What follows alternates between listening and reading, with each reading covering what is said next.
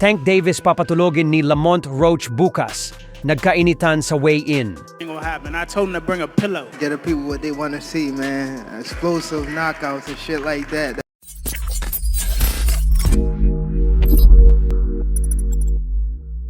So, naganap na nga po ang official and final weigh-in para sa bigating sagupaan sa pagitan ng current undefeated WBA Lightweight World Champion Gervonta Tank Davis at ng WBA Super Featherweight World Champion Lamont Roach Jr.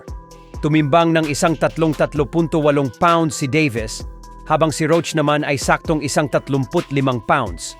At dahil parehong pasok ang kanilang mga timbang sa pound limit ng lightweight division, kaya naman tuloy na ang kanilang sagupaan. Nagkainitan pa na ang dalawa sa kanilang weigh-in. Wika nga po ni Roach, pinagdadala daw niya si Tank Davis ng unan. Mukhang papatulugin po nito itong si Tank.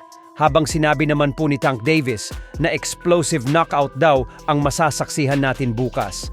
Halos wala pong naniniwala na may pag-asang manalo si Lamont Roach kay Davis. Lalo pat umakyat siya ng isang division para sa laban na ito.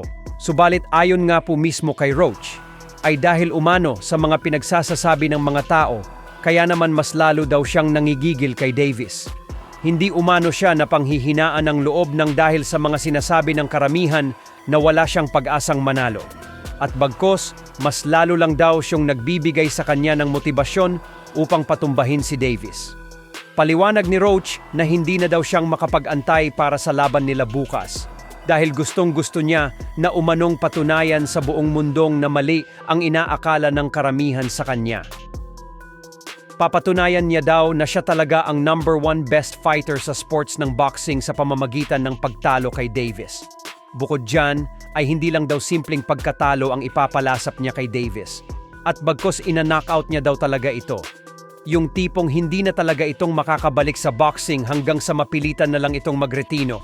Bagay naman na pinagtawanan lamang ni Davis. Ayon kay Davis ay hindi na daw bago ang mga ganitong banta na natatanggap niya.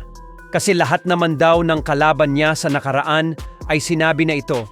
Basta ang mapapayo niya lang umano kay Roach ay huwag na huwag nitong dadalhin sa laban nila bukas ang mga mahal niya sa buhay upang hindi daw ng mga ito makita ng harap-harapan ang pambubugbog na sasapitin ni Roach sa kamay niya.